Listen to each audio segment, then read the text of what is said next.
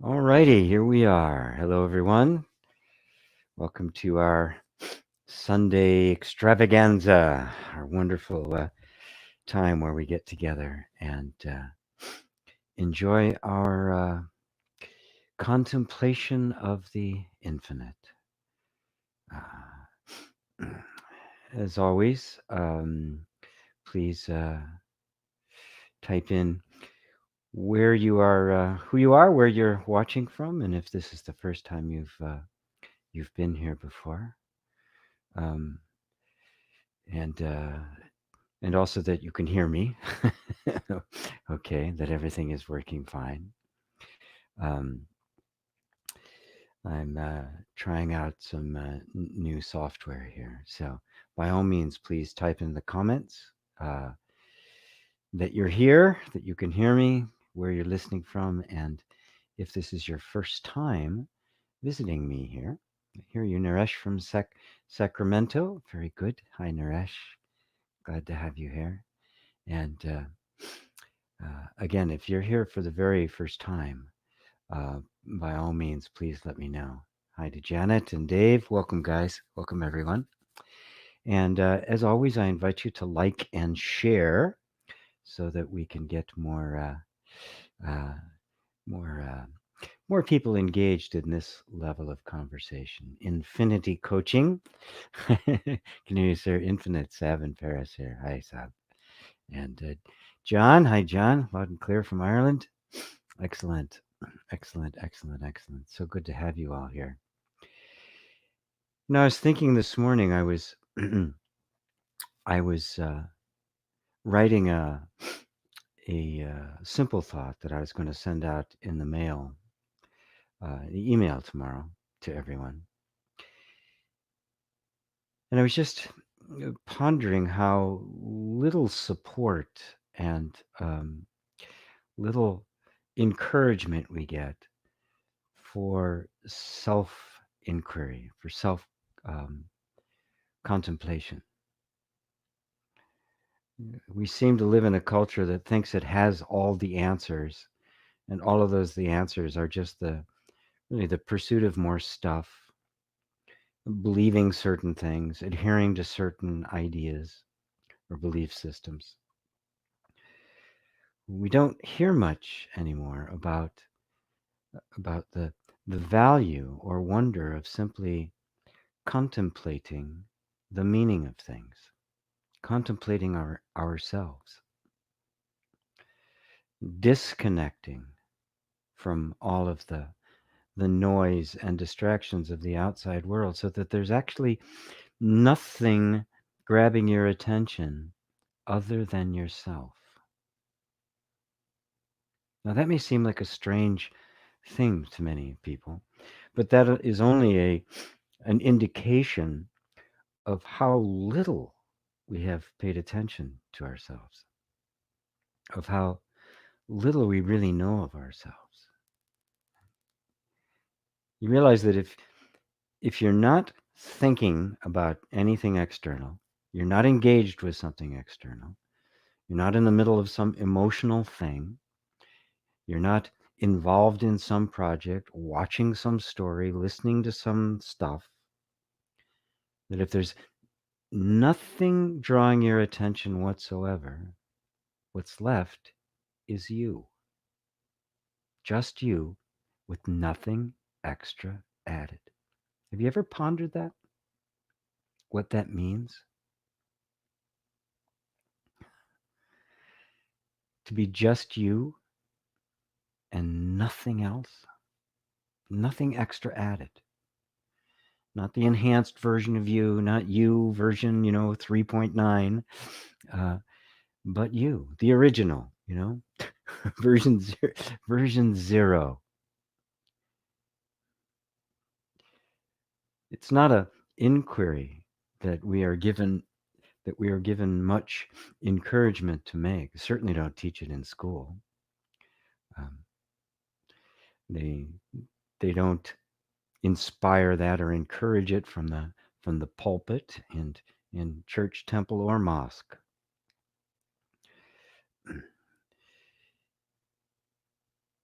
So where do we go? Where do we go when we just want to know ourselves without anything extra added?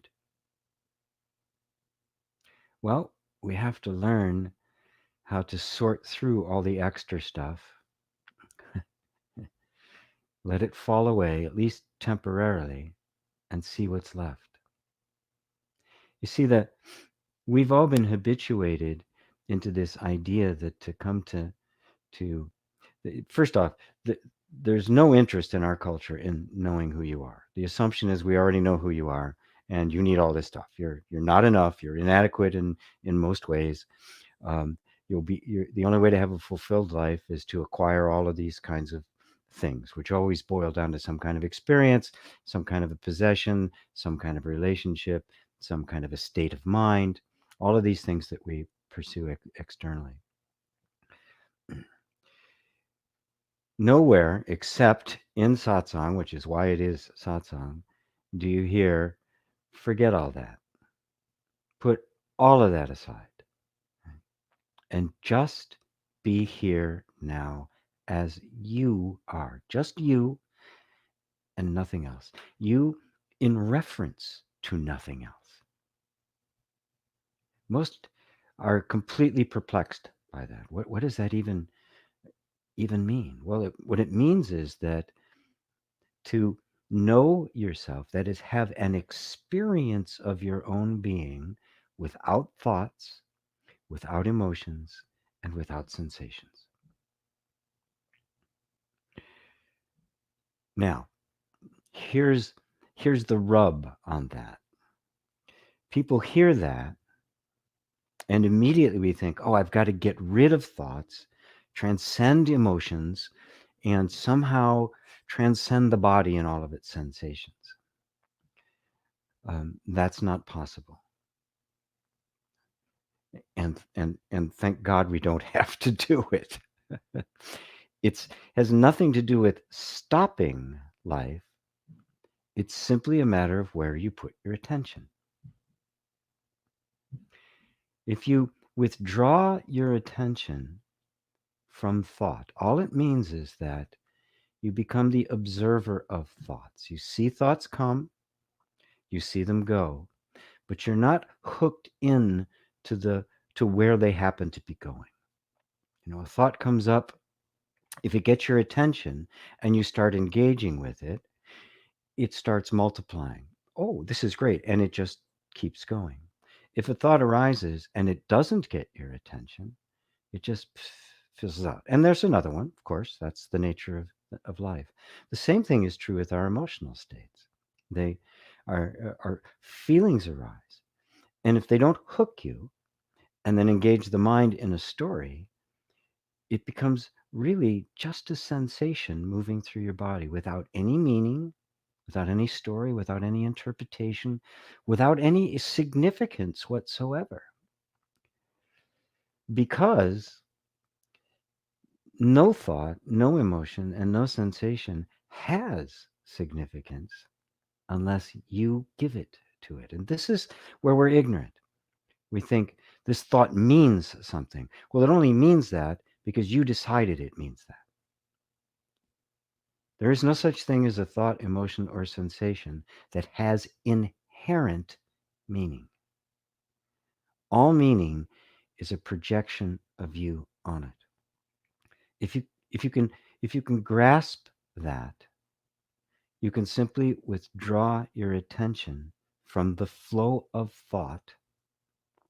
Notice it, but bring your attention somewhere else. Well, where's the other place that you bring your attention? Okay, I'm pulling the attention away from thoughts. I'm pulling it away from emotions. I'm pulling it away from sensations, which, if you just look for a moment, you discover that's all there is to all experience. All experience is nothing but thought, emotion, and sensation, which are simply different variations on a single vibration.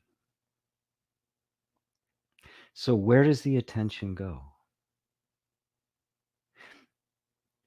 Well, the best place for it to go, the only place left actually to go, is to bring your attention to yourself, to that which is aware of thoughts, aware of emotions, and aware of sensations.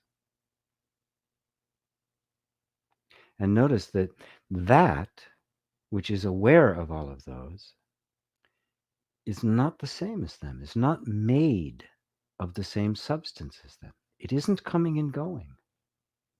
Now, it's very subtle. It is not made of thought. That which is aware of thought, which is you, is not a thought, is it? I want you to, as I'm saying this, please look for yourself. We're actually doing it. We're not just talking about it, we're doing it. As your attention moves away from thought, it becomes more anchored in this other place that is not thought. You are not a thought. And you're prior to all thoughts. You can exist without thoughts. They can't exist without you. They only exist to you. The same with emotion and sensation. So then where does attention rest? Well, it rests in this place where the mind can't go, because the mind is nothing but thoughts. That's all the mind is. Right? The mind's not a thing that generates thoughts. It's simply a word for the flow of thoughts. And so here, prior to thought, there's no mind. There's no relationship, which means there's no relationships, right? There's no comparison. There's no judgment. There's no criticism, no good or bad, right? Constructive or destructive.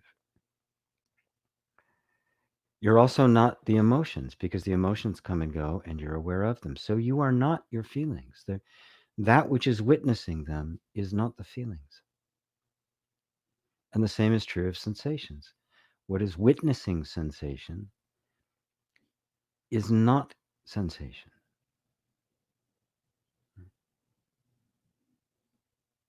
This is the place where you begin to discover you without any reference to anything else, because all there is other than you is thought, emotion, and sensation. And if you've withdrawn from that, the only thing left is you. Remember, all the past, all the future, all the self-image, all relationships, all ideas and desires and aspirations are all thoughts and feelings. Now, there's nothing wrong with them, right? But what we're trying to do is to come through, is to break through our external references, to be consciously aware of that which is prior to and different from all thoughts. So that means it's just you, without reference to the past, without reference to the future, without reference even to present circumstances. The one who's having the experience without referencing the experience is you. You without any kind of external reference point. Now what's left? What's left? I hope you're doing this as I'm speaking it. What's left? It's indescribable, isn't it? Because it's not a thought, right? It's not a feeling, but yet you feel it. You can feel presence, right? But it's not an emotion. Right? It is definitely a real presence, but it's not sensation. Now, that thing, that whatever it is that you're sensing, Muji likes to call it the isness, that sense of presence. Is that different from you, or is that you? The you, without referencing anything external, is just presence. You're here, and you know you're here, but not as anything in particular, not as a thing, not as an object, but as simply being. You simply are, not as anything, just being.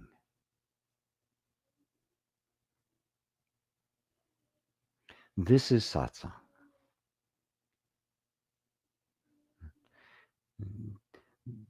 This is the place that very few people ever visit. And those that have and see it go, well, that's really interesting. And now back to my other life, or how is that going to help me? How is that going to make my career better?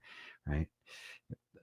It, it does actually, but if that's the motivation for doing it, then satsang or spiritual inquiry is nothing more than another self-help technique. And this is not self-help; it's self-realization. It is an existential exploration. It is the deepest, most significant um, contemplation and exploration a human being can make.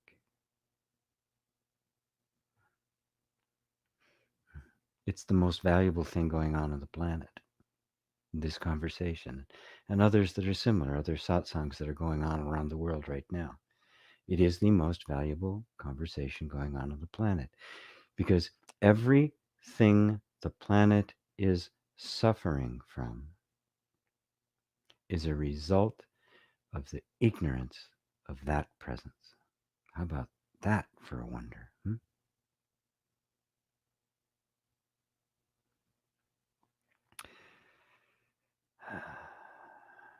So let me go check the queue here for questions. Oh, Amho, well, thank you for the donation, my friend. I emailed you, inquire about a private session, not received a reply. We've had some problems with the emails on private sessions. I am offering private sessions again. They haven't been getting to us. My assistant has them now, and she'll be getting in touch with you to make that happen. For some reason, we just stopped getting the emails. Change of systems. I'm changing all of the systems by the end of March, right? Which it is now. Um, I will be on completely different systems. So we're getting to you, Amo. I apologize for the delay. Um, Another thing I'm going to try is that with this new system that I'm using, and of course, you guys can't see the difference on the other side. You're just seeing the video on YouTube. But I'm actually using a completely different system to broadcast. Um, it does better in terms of recording, higher quality audio. Everything about it is much better. The other thing I can also do um, is bring people on during satsang to actually have a conversation with. And the way I'm thinking about doing it, um, in order to help support me in making this happen, is uh, is is to make is people who make a donation via Patreon. Um, I'm going to give you a link by which you can actually get on and we can talk. Uh, you can get on a video as well, but it's my intention is to just have the voice because a lot of people don't want to be on video. Um, so if that's of interest to any of you, I will be checking that. Even a couple bucks a month really helps me keep this keep this uh, keep this going because I try to do everything as cheaply as I possibly can. So just go to gpwalsh.com/Patreon, Patreon, and anybody who's a regular donator there, I will be sending you a link for each one of the satsangs so that you can get on and speak, or you don't have to speak if you just want to help me, uh, you know, be be ahead, uh, pay for this, to keep this going because it unfortunately the internet people and all this stuff aren't as aren't as nonprofit oriented as I am. Um, so let me get back to the list here. Amo says, I'm curious about your experience of life. How strong is the sense of being a separate self in your own experience? Do you currently feel yourself to be a body located in space? Um, well, before I answer that, let me make a very important point. And I will try to answer it in such a way that draws your attention to your own experience, because what my experience is only valid for you, in that it just kind of gives you a direction to put your attention. The experience is one that, like everybody else, there's the experience of having this presence of a body in space time, right? Because all objects are in space time, right? The difference is it's not a sense of having a body in space time, not feeling like I am this body. I'm aware of the body and space and all the objects in space, and simultaneously not identified with it. It is not who I am. I am the consciousness that is aware of it. And sometimes, there's a feeling that come up, and I'll feel something. And that is the old habit energy of identification with the body resurfacing once again. And so um, when that happens, it's very quick. I notice it. I withdraw back into the very same place that I that I invited you all, outside of thought, outside of emotion, outside of sensation, and, and bringing the attention back to that which is always there. That is the place from which the body, which is nothing but experience, of the experience of sensation, is seen and felt. Hold on one quick second, if you don't mind, folks. All of a sudden, there's a lot of noise showing up. Hold on.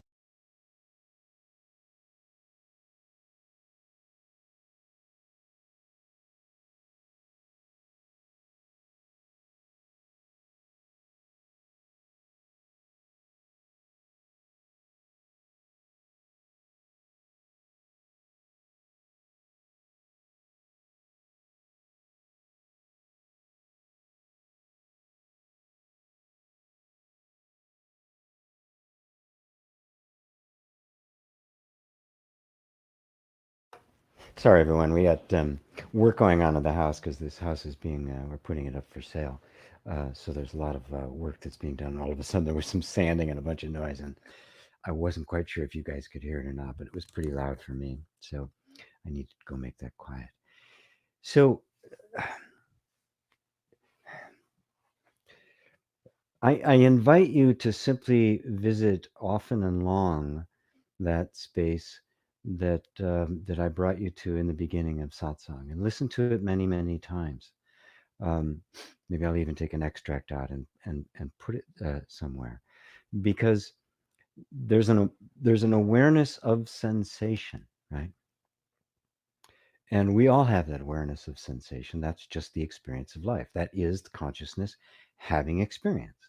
And experience always takes the shape, the form of the experience of sensation, emotion, and thought, right?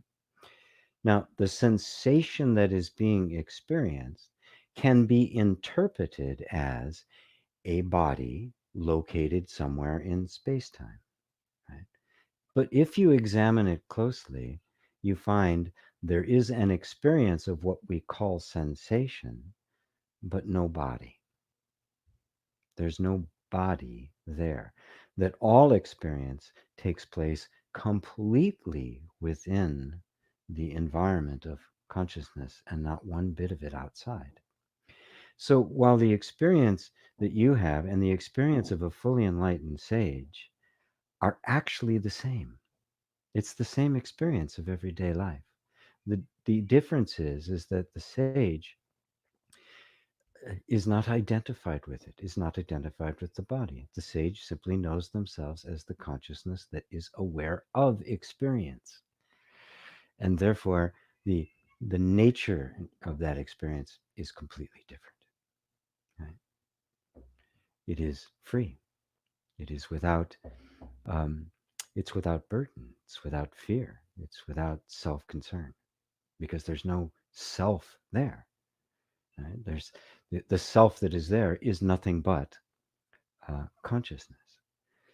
So the feeling of sensation, the experience of sensations, the experience of the presence of the body does not in any way um, demand or compel the idea of being a separate self.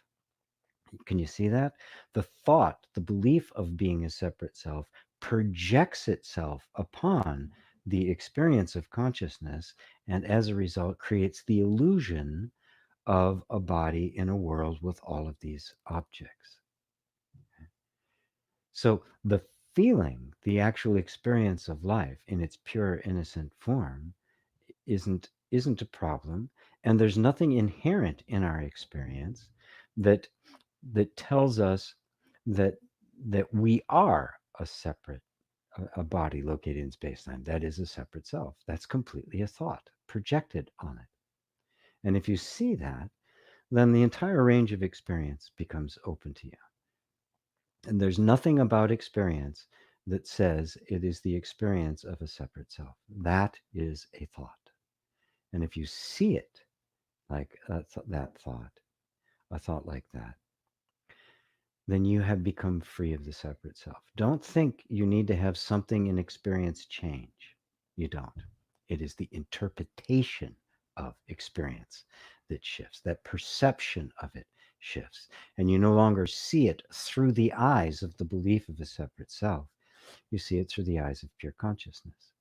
And then it becomes completely harmonious. Does that answer it for you, Amol? Um, Let's see. Ursula, I think that's where I left off. Ursula, hello from Madeira Island in Portugal. Hello, Ursula, David and Elaine. Hi, GP and all. Greetings from a very wet southeast England, the wettest February since records began. That does seem to be happening. The whole earth is shaking at its core right now as consciousness outgrows its limitations. Rob Vickery, hello from London. Victory would work too. Namaste from Ava. Gee, everybody, very happy to be here again. Sleepy Sufi, I like that name. Hello, glad I found your channel. Hugs from St. George, Louisiana, USA. Hi there, Sleepy Sufi. I like that. I think you're new. I haven't seen that name before. Good evening from Germany, from Anja. Hi, Anja. Um, let's see. Naresh says, is going away from pure being and contemplating on oneself the original sin? Well, no. The original sin is the idea, the belief that you are a separate self, and it arises out of uh, really a trauma of feeling that you are different, separate from the environment, which happens when we're young. And in that gap that arises, this imaginary separation between you and the environment, because up to a point, all animals don't have a sense of self like that, separate from it. There's a complete integration with the environment around them, and young children are like that. It's completely undifferentiated consciousness. But something happens to make us feel a sense of division between us and the rest of the world. And in that moment, we identify ourselves as the body. And that is the fall. That is the original sin. And sin, the original word in Hebrew means simply to miss the mark, right? It's gotten all sorts of overhead laid upon it, but that's all it means. You simply, it's ignorance. You've missed the mark. You've now identified with something which actually isn't you. This fall is a necessity, by the way, because that's how consciousness wakes up to itself consciously, fully. We become consciously self-aware, and not just the undifferentiated consciousness of, say, a dog or a cat or something. So then we re-emerge consciously into pure being, which has no separation, has no delineation, has no boundaries, right? Which is something that can be experienced quite readily, right? By just withdrawing from thought, emotion, and sensation, and just feeling what's left. You are in this. That's pure being, right there. And the original sin being nothing more than identifying this pure being with a form, and thus creating a form in a world and in a universe that is pretty much antagonistic towards it. And that's where fear comes from. That's where the fear of death, fear of lack, the sense of a separate self all arises out of that. That separate self is what was born in sin. And that only means that it doesn't really exist, it is imaginary. It is a belief about existence and not the truth of existence. That's what makes it a sin. That's why you can say born in sin, right? Because obviously, a false idea is born in sin. It misses the mark from the get go. So if I believe myself to be a separate self, that image I hold of myself isn't real. It doesn't even really have a birth. It's completely imaginary. It has no more of a real existence than a cartoon character. Right? And yet we act it out. We we give it life through our belief in it, and we become so entrenched in that belief in it. We defend it. We hold on to it. we will do anything to protect it, and it makes it, and that's the only resistance there is to us uh, pondering it deeply enough to see that the entire thing is a construction of the mind and not real. Who you think you are doesn't exist except as a thought and imagination. And who you really are is simply the sense of presence that you immediately become aware of the moment attention withdraws even a little from thought, emotion, and sensation. Just becoming aware of that which is aware, that which is witnessing thought, witnessing emotion, and witnessing sensation, and just putting your attention there, there's simply a sense of presence. And that presence is pure being. It's not hard, it's not distant. And the more you do that, the more it will naturally begin to peel away everything that isn't you. It brings with it its own wisdom that begins to correct the false image, begins to see through it, delivers courage to actually challenge assumptions and challenge the assumptions that are ingrained in the nervous system. I mean, if it's very powerful when we feel fear, right? We can talk about fear in an abstract term, it's no big deal. But when we actually feel that fear, which is the feeling of the separate self in the body and in the emotions, it becomes it requires courage to to move through that, to see that that too is is part of the 3D experience of what in fact is a completely imaginary belief. It's like a 3D movie, right? And the 3D movie is having an impact on the one who is watching that movie to the degree that that one is identified with someone in the movie. Removing all identification with the characters on the screen, what's left is pure being, just presence. And that is real. That's the point to be made. That is real. It's not imaginary. If you did the little opening exercise, what you found there was not a thought. It was not an imagination. It was real. There was really a sense of presence here, isn't there? That's the real you. Right?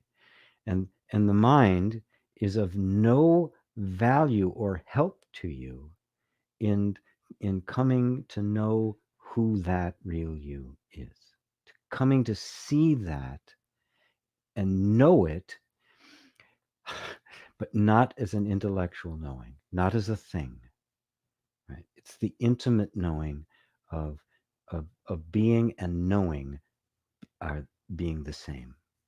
Knowing is being, and knowing and being are ananda, or complete happiness. That's where it lies. Does that help, Naresh? Noel from the Netherlands. Hi, Noel. John M. What's the correct way of dealing with negative or dark thoughts? Um, don't engage with them. In order for a negative or a dark thought to have influence, you have to believe it. No thought has the power of doing anything to you. No thought does. A thought that you do not believe goes in one ear and out the other. No effect whatsoever. It is your belief in it. And it's subtle because all of the negative and dark thoughts arise out of our fundamental belief in ourselves as a separate self. If you can go all the way to the root and eradicate the sense of the separate self, negative or dark thoughts won't be a problem anymore. They may continue to arise, but they won't be a problem. They'll just be a thought passing because they don't belong to you, right? No thought actually belongs to you. All thoughts are a cosmic event. You don't think, you don't dream them up, you don't create them, right? They simply come up, right?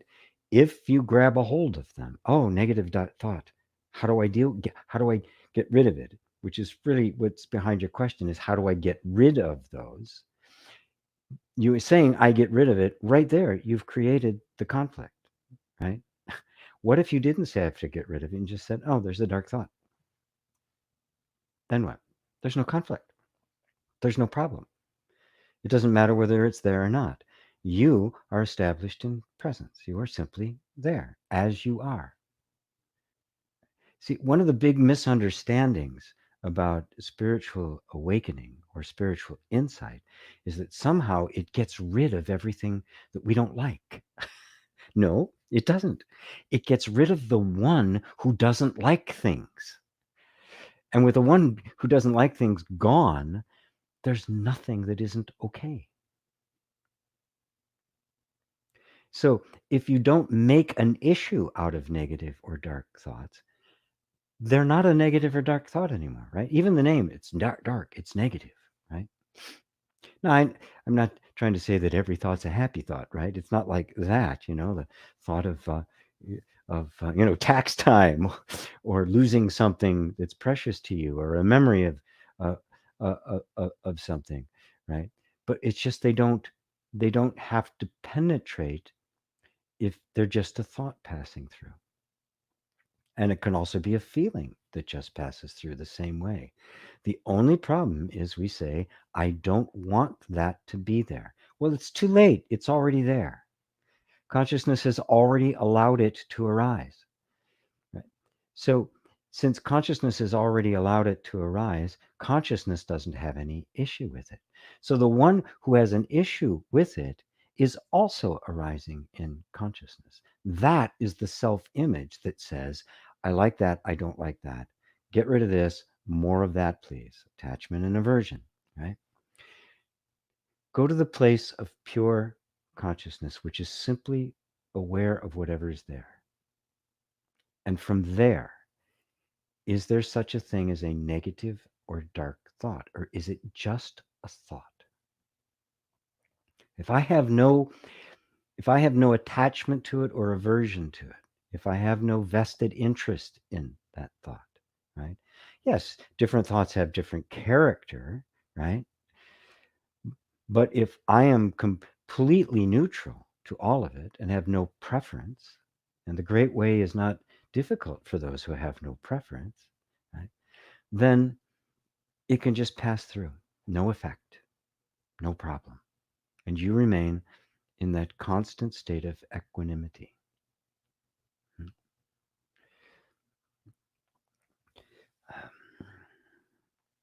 I'm hoping I'm making this clear. And what happens over time is when there isn't any resistance to or pushback against what we call negative or dark thoughts, eventually they diminish and cease to arise simply because they don't get any attention. If a dark thought, the whole purpose of a dark thought is to get you upset, right? If you don't get upset, the dark thought has no point, right? There's nothing for it to connect to, right? And you're resisting it, right? And that's exactly the effect of a dark or negative thought, is to trigger resistance. So now you're in the game. You're in the game with them, right? But if there's no reaction, there's no resistance. It's okay, be there, fine. What happens then? Well, there's no conflict. There's no upset. There's no problem. And so the whole energy behind it is being seeped out of it. Because remember, no thought has any energy in and of itself. It all comes from you. Your reaction to it gives it all of the power, the only power that it has. No reaction, no power. And eventually, they simply won't arise, right? If there's no audience, the actors don't go on stage. What's the point? Peek out from the curtain, oh, nobody's there. Why perform? Right? They completely lose all the energy. If the salesman keeps coming to your house, but you never open the door, they'll eventually give up. Right? This is really the approach with everything. It's not an ignoring of things. It is just being really wise as to what to give your attention to and not, and to not pick a fight with your thoughts. Right? They all become neutral to you. And as I said at the beginning of it, it is the identification with a self that prefers this thought over that thought, which is the real substance of it. The freedom from all negative and dark thoughts, from all fear, from all lack, from all sense of not being enough, isn't by getting rid of those thoughts, but by seeing that you are not the one they're referring to. The I that all of these thoughts refer to, you're not enough, you're afraid, you're lacking, that I that it's referring to is not you. It is the thought. And it's a false thought. It's an imaginary thought. It's a cartoon thought. Yet you've identified with that. Notice that everything that makes up the sense of a separate self is itself just a thought and a feeling that is appearing to and in consciousness. Who are you? Are you the thoughts appearing to consciousness, or are you the consciousness? Thoughts are not conscious. You are. So clearly, you are not the thoughts. You are the consciousness. And the consciousness is not a thought. And no thought can touch consciousness any more than the clouds don't leave a trace in the sky. They come and they go. And the sky remains absolutely the same, untouched. I'll let that go for now. Thank you, John. Who's always sending me music he loves. This is great. Thank you. Chris, hello, Chris. Hello, GB. Can you speak about the self and what arises out of the self? The totality of seeming things. I see the self like a projector, and what comes out of the projector is the projector. There is not two. Okay, let me see.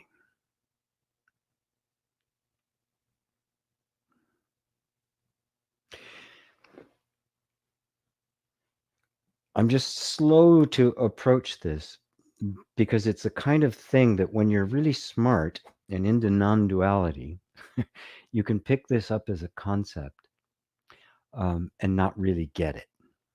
Right? Go back to your actual experience. Right now, right in this moment, there is there's thoughts that are happening. There's sensations. You seeing me on the screen, hearing my voice. There's emotional responses. The mind is going. There's questions.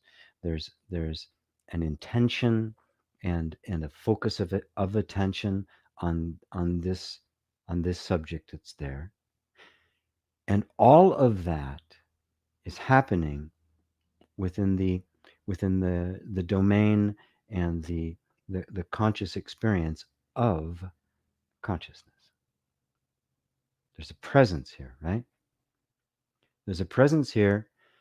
Feel into that presence because it's obviously much more fundamental and substantial than the thoughts that are going by. When you're talking about the self or the totality or the projector or not being two, there's something very substantial here, right? Just be with that for a second.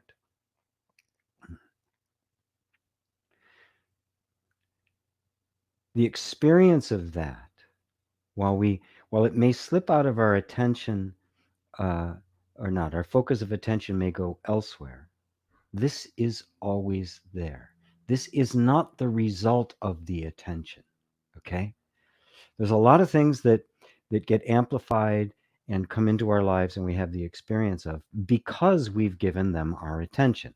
I walk down the street somewhere, right, in a city, and something catches my eye. Well, isn't that interesting? And I go in and I'm in a bookstore, or I'm in a pub or whatever, right? So I have this experience because something got my attention and that created the experience. This presence is not created by my attention. It's always there. My attention, turning back inwards, finds it. Now, without that presence, could anything else be possible? Would you even exist without that sense of presence or consciousness or awareness? So the entirety of everything you experience depends on that. Now, the first thing would jump to mind is, boy, I really want to know what that is. Since it's here, I'm aware of it. Without it, nothing else could ever possibly be experienced. What is that? Now, that's a more significant question than just saying, well, the self is like a projector. Because now look, your attention is on the projection, not the projector, right? The self is like a projector. It's not really like that. It's actually the self is simply a self-aware presence. And its own self-awareness, right, is what gives everything life. Now, within that conscious existence, right, there are all sorts of bubbles of experiences, countless bubbles of experience. Everyone who appears to be an individual being that's listening right now is, in fact, one of those bubbles of experience. You are a universe in and of yourself. And within that universe, there's the experience that you and you alone are having. It is the entire universe is simply what's appearing to you, and that experience is completely colored by the eyes through which you are watching. Now, the eyes, the actual one who is watching, is the same in every single one of these little bubbles because consciousness is one. But each one of those bubbles has a different universe in which it lives. Now we can call that a projector, but that's not a problem, right? If you know that you are the consciousness that is witnessing it. Projection is only when the sense of self identifies itself with something that is in the image that is being perceived. That is projection. the sense of self projected outward. Forget about the rest of it because it's not really a projection. It's simply consciousness pondering itself. Just the way if I have you think about yourself, an image will form within you, right? Not out there. I say, picture yourself. The picture will be where? In you. So the infinitude of consciousness ponders itself, contemplates its own nature, and the image is not a projection, it's a self image contained within it, made of it, right?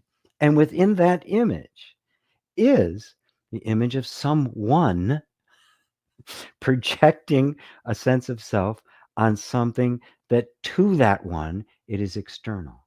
But to the one who is projecting on this imaginary external, both are being perceived by that which is not projecting anything, which is the complete consciousness that is aware of both the sense of self and its projection. Did I go too far? Again, all of this that I'm saying derives out of simply being present with presence, aware of being aware. Everything, all the wisdom arises out of there. All direct understanding comes from there because that is the oneness. That is the place where there is not two. There is two out here, not two entities, but two forms of the same one. That's why you can say they're not two. Projector and projection are the same. Because you can't have one without the other, can you? And both appear in the seamless, uh, unbroken, indivisible reality that is yourself. Did I go too far with that?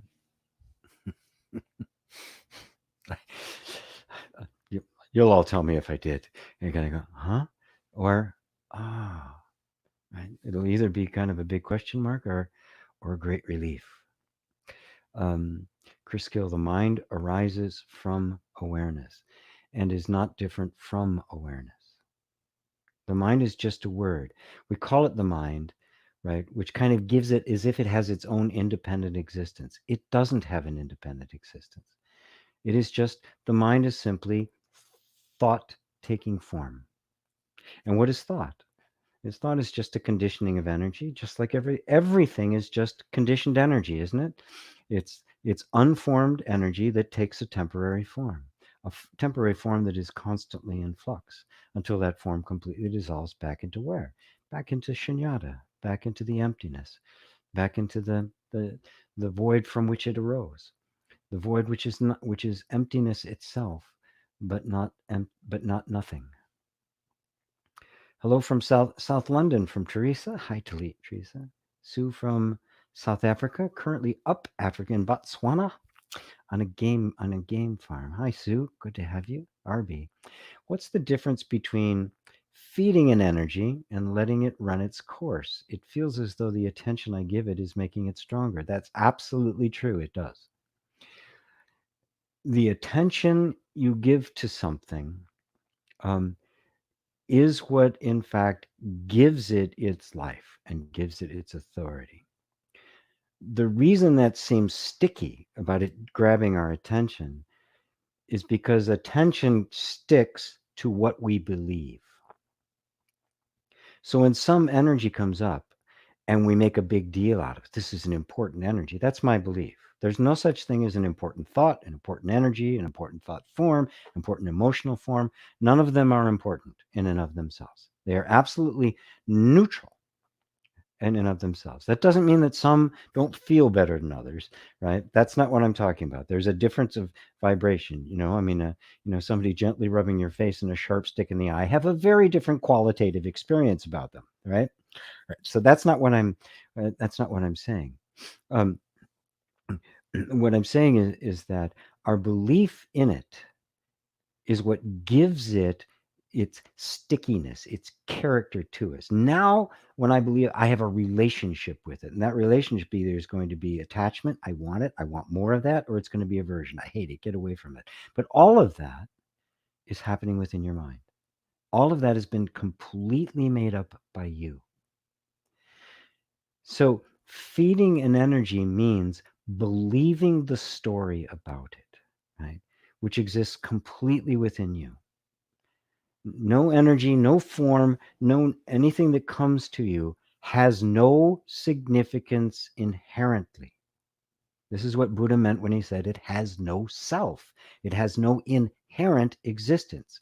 It only means what you say it means, and then you have the experience of what you say it means, and it's either, suffering or pleasure, depending on the meaning that you've given it. So the whole thing's taking place within you. When that withdraws, you now see things as they are. You see this has this quality to it, this has that quality to it, but there's no story there anymore, meaning there's no suffering, which means every one of these energies, which is just a function of life, can then run its course. It can be what it is, nothing else. There's no resistance to it, there's no attachment to it. It comes up, does its dance on the stage, and then dissolves back into the emptiness. So we it always gets down to self-inquiry to determine the meaning that we give to experience. Experience has no inherent meaning, right? To the environmentalist, they look at an old growth forest with awe and wonder. To anyone who appreciates nature, it's an object of enormous value that needs to be loved and protected and enjoyed. You know, I've stood by really old trees, and there's an energy and a power about them that is just unmistakable. Right? Felt the same way about various kinds of rock formations and the like. There was a life there. Right? Now, let's say I'm a real estate developer, right? And in my vision, this old growth forest is a pain in my ass because I want to put up a golf course, right? Now, two very different states of mind looking at exactly the same thing. One sees absolute bliss, the other sees a huge problem. It's going to cost me a lot of money. It's getting in the way, and this is terrible. All these people are going to try to save it, these damn tree huggers, right? Now, I'm not asking you to judge which one of these is right. You can probably tell from my opinion which I think is which one is actually closer to the truth, but you get the point. There's nothing about that forest that says inherently this is what it means. That's all given to it. That's all given to it by us. Every object in your life is like that. It can be, some ugly brooch, right? Just horrendously ugly brooch, right? That's dear to you because it was your grandmother's or something, right? And you just kind of hold on, even though it's ugly. It has nothing to that. It has the meaning of it isn't in the thing, right? And even if you lost the thing, the meaning would still be there. So that's what it means. And the more you do that, the more you see things as they are, which is innocent, beautiful, and temporary. Everything just coming up, doing its dance, and then disappearing again into that infinite ocean of potential, which is also love. So hope that's helpful for you, RB. Rosario says, thank you, GP, for your time, your love from Spain. Thank you. You're very welcome, Rosario. Wooter. Hi, Wooter. Gee, how come we get this narrator all the time? It's there as soon as the recognition of an object. It's always telling stories. But the weird thing is that it is apparently pointing to it. Um, that is that it is apparently pointing to it. Not sure, exactly sure what you mean by pointing to it. I'm assuming you're pointing to the it, the ultimate it. Well, the narrator, um, the narrator is a natural function. If you look at it in the chakra system, it's the third chakra. It's the storyteller. There's just an aspect, the human being, this thing that's constantly generating stories. The problem is, and so that's there, right? That's just a given, right? Like blinking, growing hair, there's this narrator. that's there. It gets stronger because we believe in we believe the story that it's telling. It picks up a storyline and it develops that storyline. And as long as we believe that storyline, it'll keep developing it, right? It's never going to get to the end and say the end. As long as you're still into it, it'll write another chapter. Hey, here's the next chapter of my life. And it'll even go so far as to say, well, let's do a whole other life, right? Volume 2, and off you go, or volume 1002, whatever it is. So that narrator is simply a natural functioning of life. It's gotten out of control because it has been believed. It hasn't been seen to be something making up stories, right, about you. It's been believed to actually be the truth. Right? Rather than just one of a million different versions of you that could be delivered, because you are infinite in nature. Every story is your story. Every face is your face. Every life is your life because you are the consciousness that gave rise to it. And so you're right. The moment you see something, immediately the story about it takes place. I've used this example before. You're walking somewhere, like, it's springtime in the park, it's been winter or something, and all of a sudden this a bush is in bloom, and it just stops you in your tracks, doesn't it? Right? Suddenly, I call it the power of wow. All of a sudden, it catches you, and in that moment, you go silent. There's no you, there's no bush. It's this oneness, and it is pure experience. You see it as it is in its wonder, and within seconds, milliseconds, the story's there. Ah, isn't that a beautiful bush? God, that's wonderful. I love that. Oh, listen to the flavor. I wonder what kind of bush it is. Gee, I bet there's an app. I could find out exactly what kind it is. And I wonder if I could get one of those for my garden. The story is taken up. And the only reason that happens is because we don't notice it. It happens so fast, we actually think that the thing we're experiencing and our story about the thing are the same. We don't know that they have nothing to do with each other. This is the real direct experience. This is the imaginary overlay or projection on it. If you can see that, a gap can open up and the quality of your experience will shift. That period will get longer and longer until you're just simply drinking up the beingness of this unique form. You don't have to label it. You don't need a name. It's useful. It's okay if you know the name and the like. But unfortunately, that's all we do, right? It's like Eckhart Tolle uses the example of going into, like, a museum somewhere, and you'll see people all walking around, headphones on, and those little devices that you can do the tour, right? And so the entire tour, their mind is being filled with information about the thing, knowledge about it, rather than knowledge of it. Whereas without that, right, without trying to know about it, reading little signs and all that, you just experience it. um, when I lived in Miami, is about a 3 or 4 hour drive, to the other side of the state, up to St. Petersburg, where the second largest Salvador Dali museum in the world is. And it's a beautiful building. And I once or twice a year, I would get up there because I just loved it. They have 6 of his 12 masterpieces there, those big, huge things. And I never took the tour. Every now and then I'd be sitting somewhere and the tour would come by and a little information would come in. But I would just sit there literally for hours in front of these masterpieces and just take it in, right? I'd notice things. I'd hear a little something go by and they'd point out some little symbol and I go, that's really good. But I'm just vibing it, right? I felt that way the first time I saw the Mona Lisa.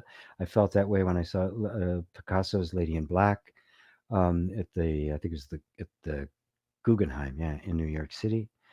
These pieces of art, to not know about them, but to know them. Remember standing in front of, I think it was it was there permanently, or is there is the art museum in Chicago. It was the Starry Night, Van Gogh's Starry Night. I mean, one of the most famous paintings of all time.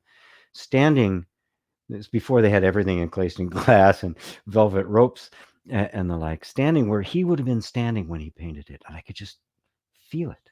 Right, that was a knowing of, not a knowing about. And that's what we miss when we go into the story, because there are no words, there is no explanation for the direct experience of life, and there's no replacement for it. I can tell you about an orange all day.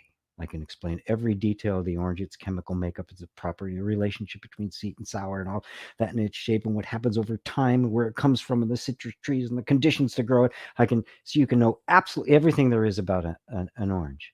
But if I just hand you an orange and you go, you know an orange, right? None of that you will know the orange, right?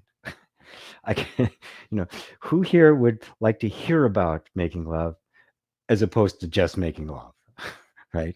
I don't think I'll have any hands go up on that one, right? it's that's the difference, and that's what that not being conscious of the narrator, that's what it deprives you of. It's not that other information isn't useful. It is interesting. I picked up a few things about Dali, some symbols in the image that I really didn't know what they meant, right? And it was kind of cool to know that the bees and the matador and the name of the bull that was actually in one of those pictures, and Sputnik, and Columbus. I mean, it was really interesting, right? And then I throw all of that out and just stand in its presence and feel its energy. That's a different way of knowing. It's a different way of being in the world. It is the knowing of, not the knowing about. So that narrator is a natural part of us. It's just gotten overblown. We've relied too much on that, and it has robbed us of that direct experience of just being in the presence of the flowering bush,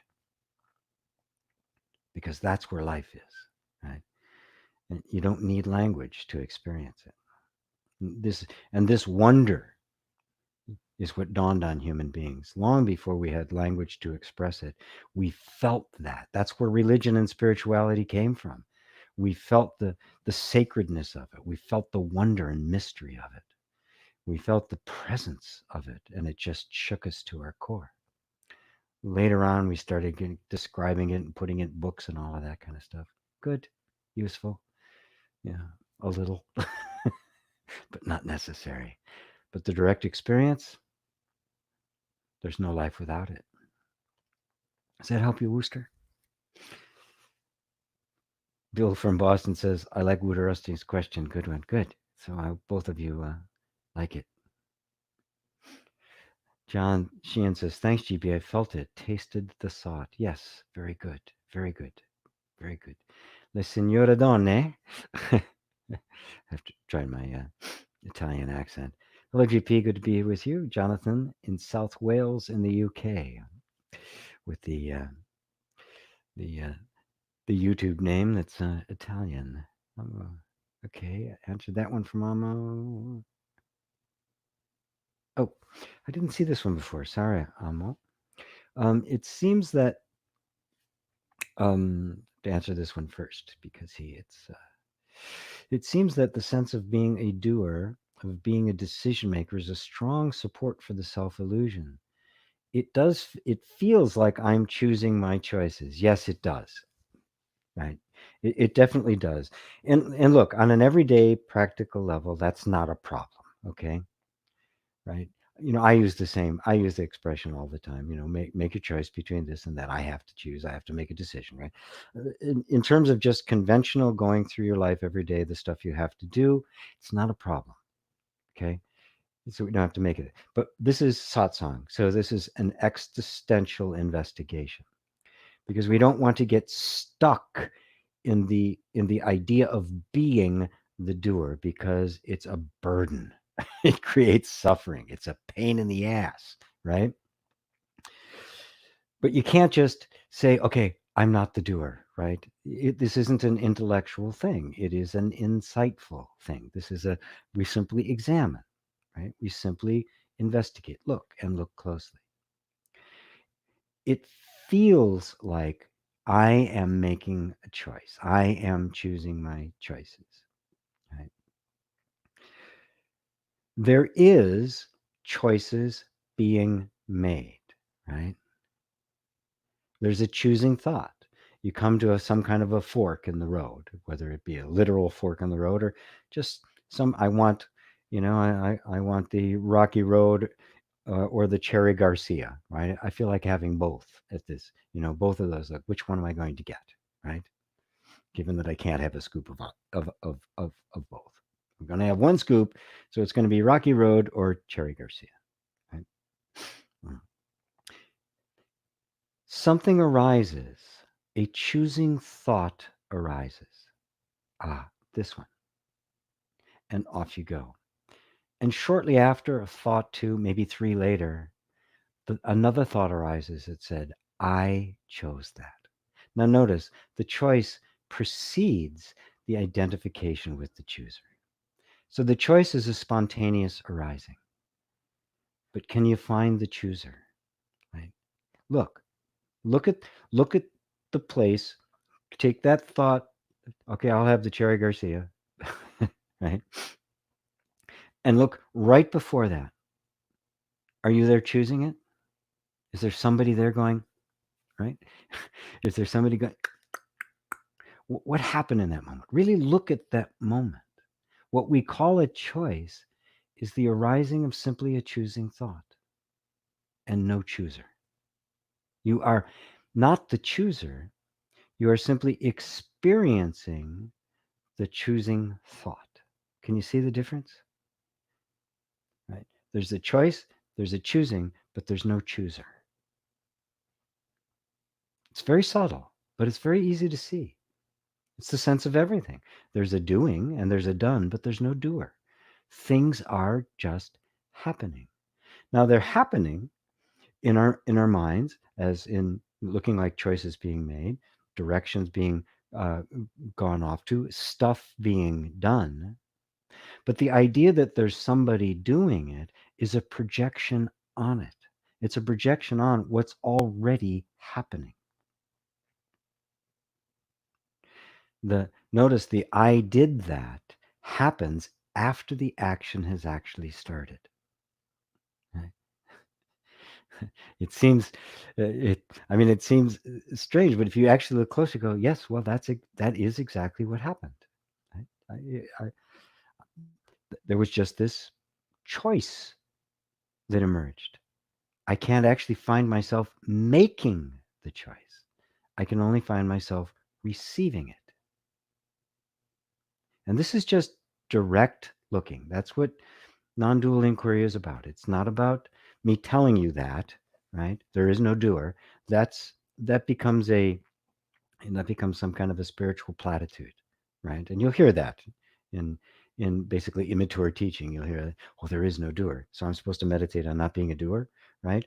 No, you're supposed to understand. Look at the process of doing and see if you can find a doer, right? We can find thoughts emerging, we can find decisions emerging, we can find actions taking place. Can you find the doer? Or is the doer something after the fact that always gets projected on it? Going back to that earlier question, did somebody have about the about the story? Where did it go? Hold on a second. God, I really skipped way ahead. How did that happen? Oh, because because the donations, they pop up. Oh my goodness, look at all these questions I missed. Anyway, let me get back to your other one. Earlier on, either on we were talking um, about the storyteller, and that's what it is. The narrator. Something happens, and the narrator immediately starts telling its version of why this happened. There's no reason why it did. What the reason it happened is because it happened, right? It's a cosmic birth. The mother goddess gave birth to this, right? It is a cosmic event, right? Nobody does anything. It's always a cosmic event. Right? So are you following that? And I'm just inviting you. Non-dual inquiry is an inquiry. It's not a platitude. It's not a theology. It's not a philosophy. It's not this is what it is. This is what happens. It's like look for yourself. See. Tell me, see if you can find the chooser. See if you can find the doer. Right? Now this is difficult only because everybody assumes there is one. And so just because I can't find it, the mind will, well, it's got to be there somewhere. And it's just want to keep on looking. But eventually you go, you know what? I've been looking for a long time and I can't find the doer. There isn't one. That's why I can't find it. It doesn't exist. It is nothing but imagination. The narrator's wrong. That isn't what is happening. What's happening is the spontaneous arising of thoughts and emotions and sensations. They are all a cosmic event. They have no creator. They're the spontaneous arising out of consciousness because that's what consciousness does. It gives life to everything, it gives birth, it gives form. So, Robert, let's see. Hold on. My goodness. Thank you. People are donating. Thank you so much. Hi, G. I stopped smoking finally. I stopped when I realized I can't stop. I just observed the craving and didn't react. Surprised myself. Beautiful. And notice that you could just observe the craving because when you're just observing, you're not the craver. The craving and what is being craved are appearing to you, the observer, but there's no craver. Beautiful, beautiful, beautiful. Wow. Oh, Martin, my dear brother Martin. Hi, Martin. GP Tantastic. Love Martin in Mexico. Oh, Martin is one of my dearest friends on the face of the earth. We both have the same birthday, by the way, which is coming up. Which is coming up. All right, back to the top here. Trying to sort through all of these things I have. Make sure I cover all the. Let's see. Got that one. It says you're such a beautiful person. Thank you so much. Well, thank you. Oops, sorry, didn't mean to put that on the screen. Pat on the back there. Okay, let's see. Let's make sure I got all the ones. Amo again. It seems that's a sense of being a doer. Got that one. Okay, good. Got that one. Yay. And I got Robert. Okay, now let's go back to other ones that I've missed. Boy, keeping track of all these is not easy. Self-dark thoughts. Got that. Feeding the energy. Got that one. The narrator. Got that one. Jonathan South Wales got him. David Elaine. Hello, dear friends. As the world moves through us, we tend to label our perceptions, tree, cat, sky, etc. They then become things, suggesting that they exist independently. But a simple, subtle, yet profound exercise is to not label these perceptions. It then becomes so clear that they do not exist independently of consciousness, us. Beautiful. Yes. Yes, it's a simple. When we really actually look without the prejudice of our previous beliefs, this stuff is self-evident. We're only bound by our belief in things, our beliefs about things.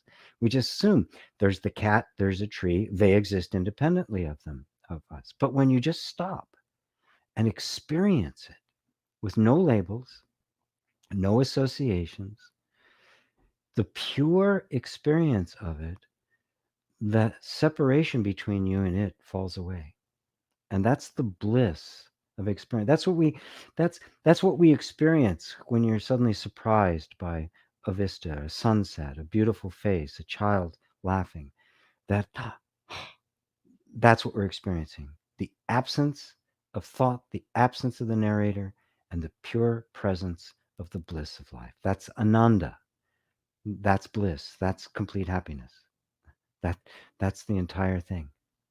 And as an exercise, to simply have perceptions without labeling them helps turn down the volume on the narrator, right? If some object doesn't have a name, right? So there's none of all the extra stuff associated with it. There's the pure experience of an object. Something very different comes forth. An energy experience, an energy signature of it begins to emerge. And yeah, oh, I just heard something. It sounded like water, but no, it's okay. Um, a completely different quality of experience begins to emerge. So thank you, Dave and Elaine. David and Elaine. David Maloney. Hey, G, any thoughts on desire? Lots of thoughts. I'm feeling more that getting the thing isn't at all important.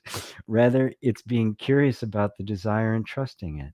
I worked hard at developing self discipline.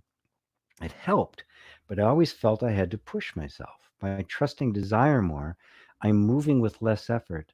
Thanks to your videos, in part, I might add. Thank you, G. Um, David Malone, he continues, I think my childhood, oops, didn't mean to do that. I think my childhood taught me to ignore my desire. I'm starting to trust it more now as I work towards inner integration.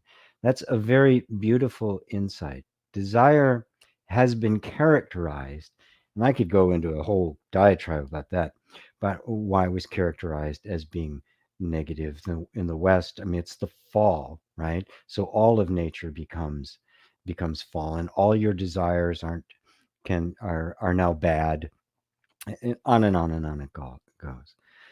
Desire is absolutely innocent. It's a function of life. It's there all the time. If there wasn't for desire, we'd all be dead in a week, right? The only reason any of us are sitting around here right now having this conversation is because mom and dad had desire, right? Or at least a desire and maybe too much wine. I don't know how it worked out. With my parents, I think wine had a lot to do with it because they didn't like each other very much. But any port in a storm, right? So anyway, um, uh, they do not exist independently. Oh no, wrong thing. Um, so yes, the self-discipline is very valuable because if desires sweep us away, again, we can get lost in those. We can think life is nothing about nothing but fulfilling desire. And of course, desires come and go, and they change over time, and they're very impermanent and unstable, right? So there's no lasting satisfaction there, right? So when we're not chasing them, but we're not dismissing them, like everything else, in that moment, you get to see them as they are. When there's no story, there's no narration. You're seeing with clear eyes, a sober look into what is actually here. And you find that desires have a life of their own, and you can let them come and go. And you're the sky, and they're like all the other clouds moving through the sky. And there's an experience with them that gets had, and then that experience ends. So there's not a dependency on them, nor is there an aversion to them. You're not thinking, I'm going to be a real spiritual person now, and I'm going to take a vow of celibacy and poverty and all of that kind of stuff. Not part of my teaching for any of you who are nervous about that. No, there's not going to come a time when I say you got to be celibate. But rather becoming curious about the desire and trusting it with what you said. And even more than that is to become curious about the space in which the desire is arising, the consciousness that is aware of the desire. This desire is arising out of, and therefore it is an aspect of the consciousness that is perceiving it.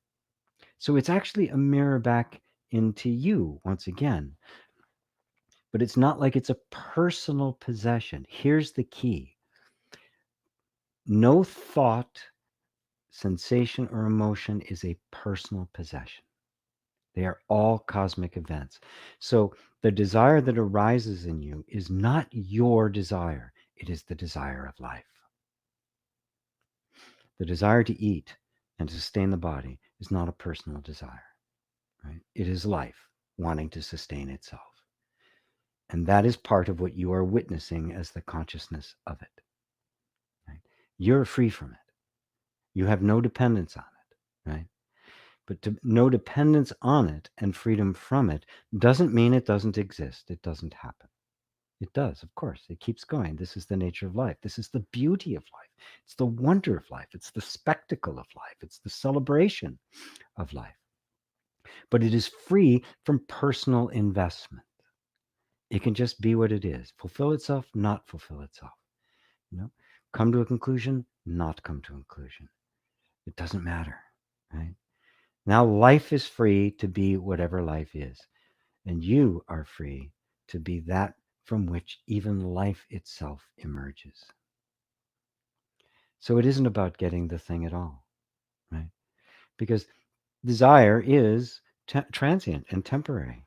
One desire, it either dissolves and another one takes its place, or it's fulfilled and then another one takes its place. That's the cycle of life. That's Shiva's wheel. And that's not a problem unless you're identified with it, unless achieving the goal of that desire becomes your goal, in which case you're now very much on the wheel of birth and death. But if you're not, you're the consciousness that is aware of it, well, then it's fine. This is just part of life. This is part of the experience. And there'll be some fulfillment. Maybe it'll fulfill itself. Maybe it won't. But you're now in the position of, of, you might say, allowing for these kinds of choices to be made because it doesn't matter anymore. There's no sense of I'm going to lose something if I don't get this desire. That's gone. There's no sense that there's something special I have to have. That's gone. There's no sense of disappointment if a desire doesn't fulfill itself. That's gone. And so now it's hard to describe what life is when it's just flowing without any kind of extra narration laid on top of it. So let's see. I want to make sure I answered all of that. I always felt I had to push yourself. Yes. If it becomes my personal mission to achieve a desire, oh my God, what a burden. Right? And of course, I may not be adequate for it.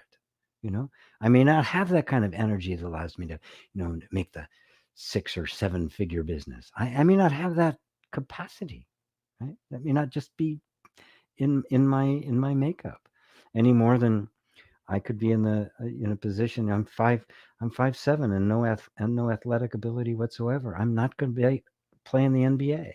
Even though I was at the height of my youth, right? It's just not there, right? So a desire that arises, if you let the desire fulfill itself, it will collect to itself whatever it needs to fulfill. But you're no longer attached to it. Your sense of well-being is no longer subject to it. You don't have to be pushing more. Trusting the desire more is to really trust you more and trust life more. The thing to bear in mind, David, is the desire is not personal. It is not my desire. It is just desire arising within the consciousness that I am, arising within this bigger picture, right? The field of awareness. It's just what arises. One of the many different kinds of vibrations of life that arise within the pure field of perfect absolute awareness. And yes, your childhood did teach you to ignore desire. If you grew up in the West, that was the case. Actually, most places there's always some kind of a thing about desire. The West is horrible about it because it was made sinful. Human nature became sinful. You were condemned simply because you were born human, rather than blessed. Whereas in Buddhism, it's the biggest blessing you can get. In Abrahamic religions, it's the biggest curse. So, cool. Hi from Ireland, from Nazarene. Hi. Let's see. Hi, G. I'm so happy to hear and see you. It is great to be in such good company. Sarah from France. Hi, Sarah. Pink Lasagna. What a great name. Hi, Angie from Glasgow here. Happy to be tuning in. I think that might be, I don't think I've seen that name before, so I'm assuming this is your first time here. Welcome, Pink Lasagna. She makes you hungry. I like lasagna. David Rose. Spiritual teachers often say that resistance is suffering, but how do you not resist something like going bankrupt or the loss of a loved one, etc.? It's a very good question. Um, and the important thing is, certain things do need to be resisted, right? I am in complete disagreement with the way most countries in the world are being run. I'm in disagreement with the economic system, what we've created here, especially in the United States, and I resist it. I say, no, this is not acceptable. This is immoral behavior. This is cruel. This is not acceptable. That kind of moral outrage, that moral resistance, civil disobedience kind of thing, of course, right? This is not this kind of resistance that is being referred to as an existential one, right? So don't make it this blanket thing that you should, ah, whatever happens, I should be okay with it. Of course you're not, right? Of course you're not okay with it. Nobody can be okay with brutality, with violence, with stupidity, with greed. Nobody should be okay with that, right? And resist it, push back, say, nope, this is not acceptable. That's practical wisdom, and there's nothing stopping you from doing that. So when spiritual teachers are talking about resistance, primarily we're talking about the resistance of internally towards our own selves, resistance of our feeling, resistance to life, right?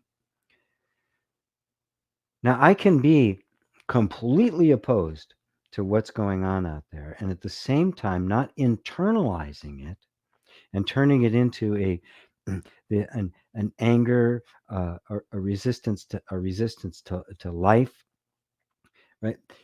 Because what's coming up in the world, right, is ah, I'm, I'm not expressing this clearly. Stuff happens in your life. There is a resistance to it. That resistance creates an atmosphere of suffering. What it also does, that resistance is a result of some kind of a story, a narration about the thing that's happening, which doesn't allow us to see what it is that's actually happening. Right? Now, to drop the resistance, to really let go of the resistance, is to let go of the story about it. Now, that doesn't mean that the thing that's happening is wonderful and beautiful and it should be there, and you shouldn't say, this is not acceptable, right? But first, we have to see it through unfiltered eyes, right? Through clear, sober looking, right? Not just, oh, I don't like that, and just rejecting it out of hand. First, there's a presence. There's an experience that's being had, something that feels unpleasant to me, right? My first responsibility is to be with that, my own feeling about it, what's coming up within me, before I immediately lash out at what's going on out there. I have to have no resistance to that, or I will never know what this is. I will never know what this means. Right. So that's where it starts first. And in doing so, I peel back the layers of my story, the beliefs about it, the past experiences, the traumas around it, and then I begin to see it for what it really is. Now I'm engaged in life without a story, without prejudice, without being influenced completely by the past. I'm present now. In that presence, I can say, I can now speak with authority about those things that aren't valuable, that aren't serving humanity, right?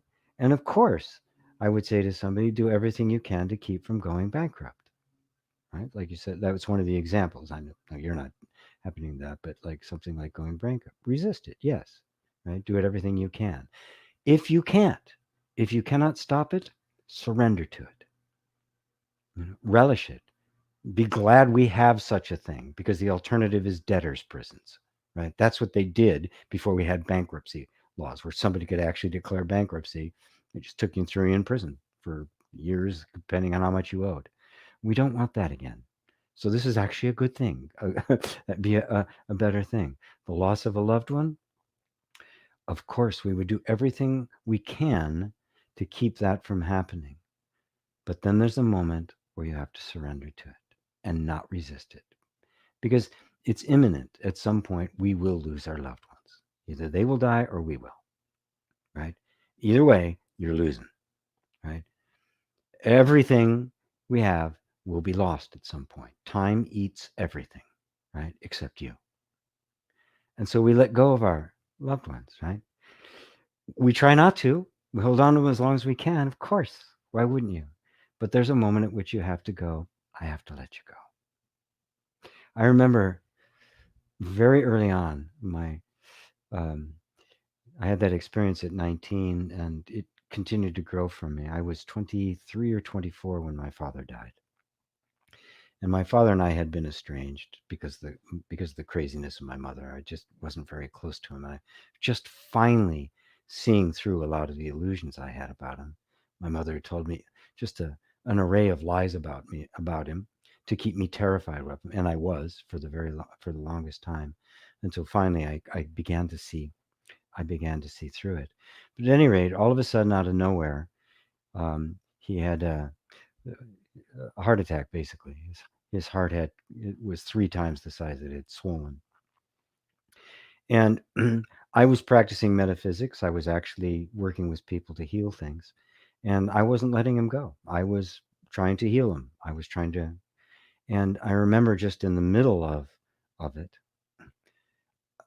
it was like I had a conversation. He was laying out cold in the intensive care unit, and I was bringing him back, and he said, "Greg, I don't want to come back. I want to go. I'm tired." I was like, "Whoa." Because my whole orientation was, no, you heal things, heal, heal, heal, right? It's the first time I'd ever experienced that. And it was my own father that I'd finally gotten the opportunity to get to know. And it makes me tear up just thinking about it. But I can hear his voice now. Let me go. And I just knew he wanted to go. I said, okay. And I just dropped the whole process. It was just a matter of an hour or two and he was gone. Actually, he went and visited his grandchildren, my 2 sons, who were still very young, 6 months, 18 months and 2 years at the time. And then was on his way. So there is a moment in which you simply surrender, right? And you drop the resistance. So, you hold on as long as you can because you love. That's what love is, right? Love is that, and then love becomes this, right? It would have been totally selfish for me to, at that moment on, to try to, no, no, no, you should be here. Try to tell him, no, you really want to be here. The love at that point was this. All right, on you go. So I hope that I hope that I hope that clarifies it for you, Dave. Um, and see how that this is nuanced. It's contextual. There's no absolutes in this stuff, right? Resisting the inevitable is suffering, right? There is a point at which you simply surrender and never resist your own inner experience. Never resist your own feelings. That refusal to feel something that's the real suffering. If you simply let the energy within you flow and just let it be exactly what it is and drop all the resistance to that, life becomes very clear. It becomes very poignant. It becomes very genuine. It becomes very real. Oh boy. Yeah, I didn't think I was going to feel so emotional about that. I haven't thought about it in a long time. Nazrin, my friend in Ireland. Gee, when I feel other people are being loving to me, is what I feel real or is it a projection from within my own mind? Thanks.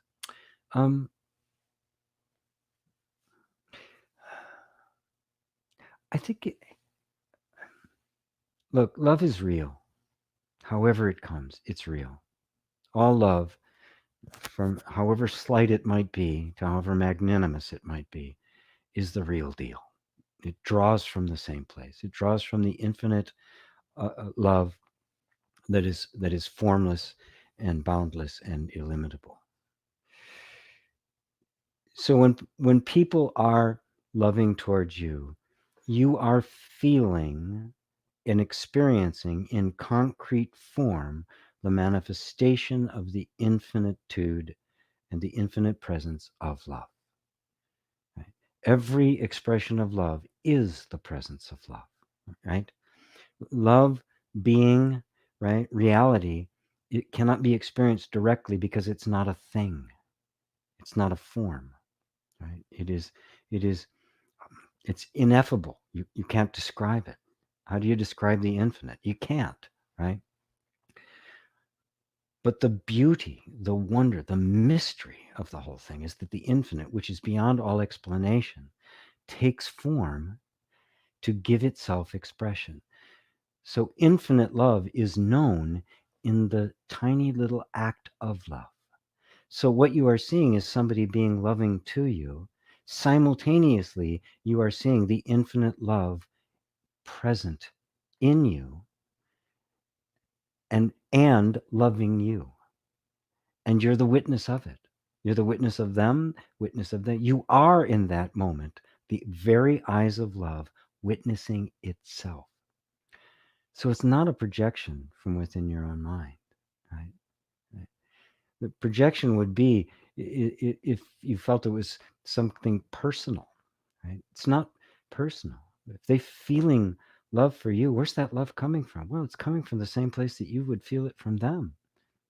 And when it's coming towards you, the ultimate or originating place, the ultimate source of it is always the same. But that source needs to take forms to give it expression, right? Just like music has to come out in a song, or what the heck is music, right? So what is love if it's not expressed in acts of love, right?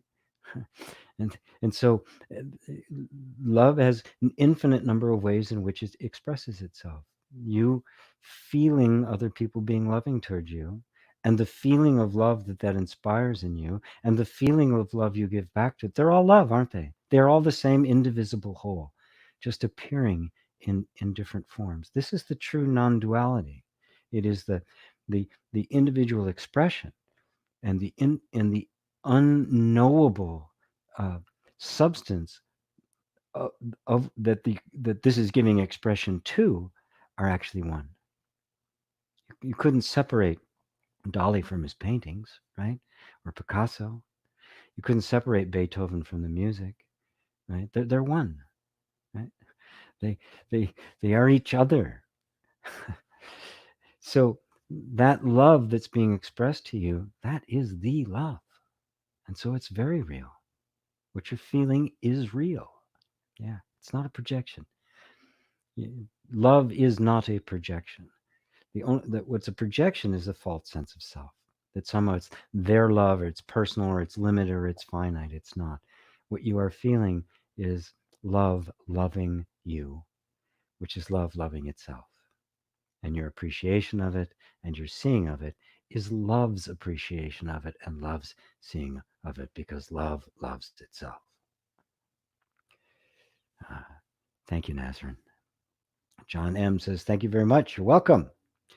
Nazarene then says, when I'm happy, is it possible to stay there, or is it inevitable to come down? If you're looking at happiness as an emotional state, it's impossible to stay there. Nobody can. Everybody gets crabby. when I when I'm on a call for on my cell phone, right, because there's something wrong with the service, and I get passed off to 8 different people, and none of that's and I end up back to the guy I start with, I'm not happy. Right, but I am content, right? This moment is as this moment is. Happiness is not emotional, it is existential. It is the state of being. It is the background against which everything is experienced. So you can feel enormous grief and still have that undercurrent of peace, which is and contentment. Because true happiness, the eternal happiness is simply contentment, which means I'm satisfied. I am my desire. I have no desires, right? Desires come and go, but without my attachment to it, I am always in a state of satisfaction. That's the happiness. Emotions can go up. Yes, I'll be elated, right? Really excited. I get something new, or some new opportunity comes, or a windfall of some sort comes. Yes, there's a wonderful high, right? But it'll pass.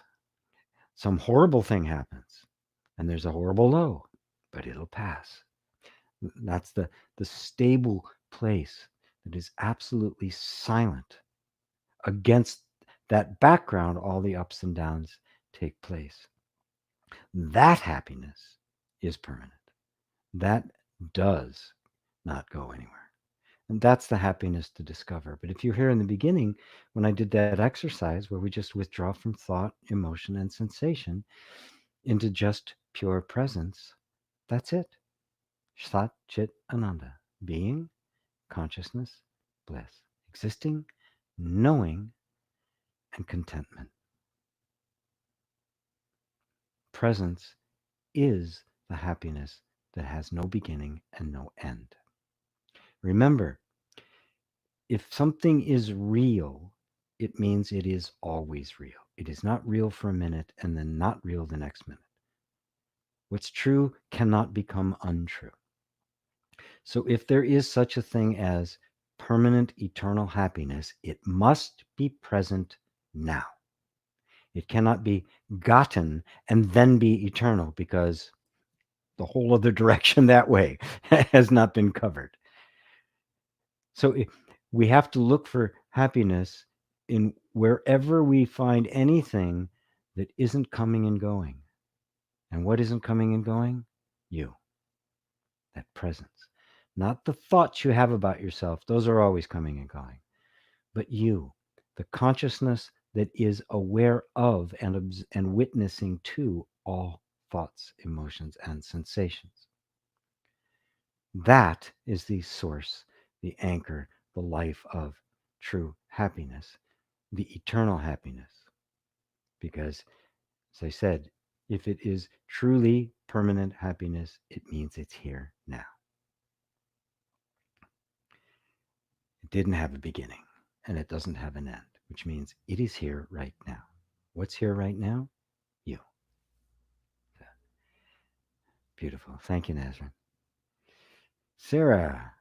Hi, Sarah. Again, you're doing beautifully this evening. I'm going to watch this several times this week. Wonderful. Great. Fantastic.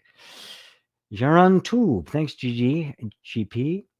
Oh, Heron. Same great explanation. Heron. No, not same Heron. Heron Tube. Noel, also from Holland. How can I make a donation to your channel? Oh, sorry, I do not know how this works. I don't actually either. How to, because people can do that here. You can do that here on YouTube, but I don't know how that works. You can go to just gpwalsh.com/donate, and you can just donate. If you do it on Patreon, or even on PayPal, and make it recurring.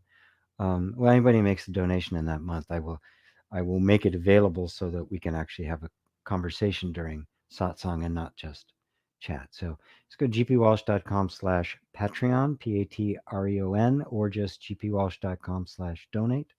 And believe me, it is very much appreciated. It really does. It really does help, right? Um, those of you who know me, I live pretty much like a monk, right? This where I'm sitting right here, this is also my bed. I sleep here, I work here, I have my equipment here, I have my computer over here. And I live a very simple life. And I try to keep it that way. I keep my overhead very low so it doesn't cost me a lot. Doesn't cost me a lot to live. Don't have many luxuries, but it's okay.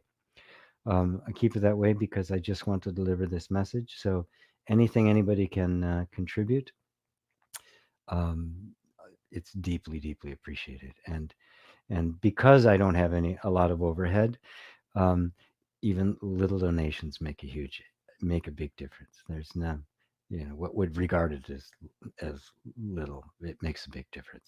So thank you for asking.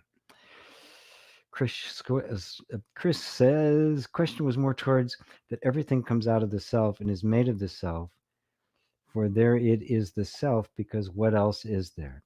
That's absolutely correct. What else is there? But as I always do with you, Chris, because you're very smart, and it's very easy to intellectualize these things. And I'm just going to keep slamming you upside the head with the Zen stick to bring you back into direct experience. Yes, it does all come out of the self. Who's the self? Right?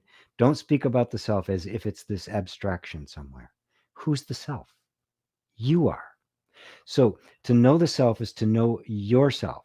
So where do you look for yourself? In your own direct experience. Separating yourself from all the thoughts, all ideas, even the great non-dual thoughts, to the direct experience of being. That is the self. The one you experience as yourself is the self. It's only a misunderstanding. It's only thought has projected on the self the sense of being myself. And that my then is just an image in the mind. Go beyond that image in the mind to the pure experience of being, and that is the self with a capital S. And you find it's there all the time. It's not even an it, it's me. We give it grandiose names like pure awareness and pure consciousness, Buddha nature, Christ consciousness, Krishna consciousness, right? The I am, right? God. It's you. It's just you. The street name for God is me. So I'm just going to continue with you because you're on it, right? But I just keep bringing you out of your head, bring you out of your head, bring you out of your head, right? Which is why, when I'm doing meditations to putting our attention in the body, I'm not trying to put you into the body. I'm not trying to make a big reality out of the body. I'm just trying to get you in contact with presence. If it starts by simply feeling your body, you'll realize that the body is nothing but this sense of presence. And you can go even deeper into that which is aware of this presence, is a presence in and of itself. That is the true self, the real self, the real you. Lily Earth Academy. Wow, great name. Lily Earth Academy. Hi, thank you. Could you help me realize oneness, non-duality, or how to see from the point of awareness or pure consciousness? I truly appreciate you. Well, wow. Well, that's a request I can't possibly turn down. Can you help me see myself as I truly am? Absolutely. Absolutely. Seeing from the point of awareness. Here's the thing, Lily. If that's your name, Lily Earth Academy. I'm going to call you Lily because here's the thing. You are right now seeing from the point of awareness. It's just you've believed the thought that says you're not. The thought saying, oh, awareness is this other state, and then there's me here. Well, what is aware of awareness if it's not awareness? Is there something else aware of awareness? So right now, are you aware of me? Right? Isn't that awareness? I'm aware of you. Isn't that awareness? Are there two awarenesses? There's this point of awareness that seems to be this absolute place, right?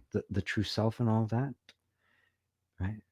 And then this other place, me, that's trying to see from the point of awareness, right? So the me, the trying to see, and the idea of this point of awareness are all being perceived by the point of awareness, right? You are that awareness.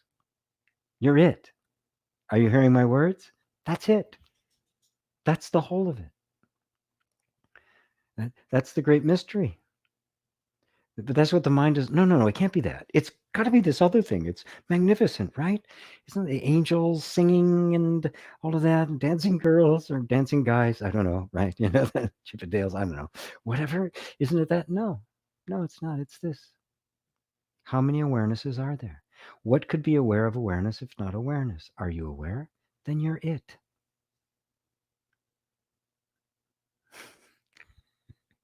When you're talking about awareness, you're not talking about a thing that is aware, right? You can see subtly underneath your question, there's this idea of myself as this thing trying to get to awareness.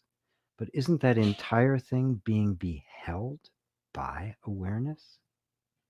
Are you following this, Lily? This is how I help you realize. And it is a realization of oneness. It is not an acquisition of it. A realization means, it's been here the whole time. I didn't see it because I've been believing that it was somewhere else. Right? It isn't. The one who asked me the question is it. Right? Right? But there's this idea of this one who is separate, trying to get to it. The one who's separate, the attempt to get to it, and the it you're trying to get to are all what's watching, is being beheld by the it you're trying to get to. The seeker and the seeking are being beheld by what is sought. Keep coming back to here. Keep withdrawing back into the pure experience of being aware. Forget about what you're aware of. Don't make anything about the content. The content in this regard, in this inquiry, is not important. There are other times when things are distressing or troubles in your life. We may have to deal with the particular content to help bring a real solution. But right here, no matter what the content is, whether it be wonderful or horrible, we're not concerned about the content or the quality of it. We're only concerned about the fact that we are aware of it. That awareness of the content is the awareness you are seeking. You are already that. That is pure consciousness. Simply being present with the fact that you are aware of all the content, aware of the awareness without regard to the content is pure consciousness. Simple as that. And is that not who you are? Is that not what you've always been? Isn't that what's always been going on? Is this helping? Lily and everyone else too. Yeah. Thank you for that question. Wonderful. Oh, scroll down again, Martin. Hi, brother. Hi, Martin. Yes, next Saturday. Right. Yes, Saturday is Martin and my birthday. So that's why he pointed it out. Mary says, "Hi, GP. Sorry for getting on so late." Oh, never. It's never too late. David and Elaine, wonderful satsang as usual, GP. Thanks again for your wisdom, clarity, and illumination. You're very welcome. Mary Sykes says, "I'm sorry to have missed your answer to John about how to deal with negative and dark thoughts." Onward to that. Yes, you can. It'll be in the replay, right? Mary says, "GP, may I ask if you are totally realized? I feel a big difference in myself when I'm listening to you during these satsangs that I can't explain. You know, there used to be a time when I would say, I totally realized that my Buddha, you know, just for all intents and purposes, I have no idea what that means. I used to think I did, but now I have no idea what that means, right? Right? Which I don't regard myself as that way. When I'm in the presence of someone like Muji, which is an extraordinary experience. I feel like a candle standing next to the sun, right? I'm sure I'd feel that way. It was if I was standing next to the Buddha. And in Buddhism, they recognize different levels. Ultimately, there are no levels, right? There's only Buddha nature, right? But within the context of the dream, we have different levels of understanding. I don't put myself at that level. I have no idea what that means.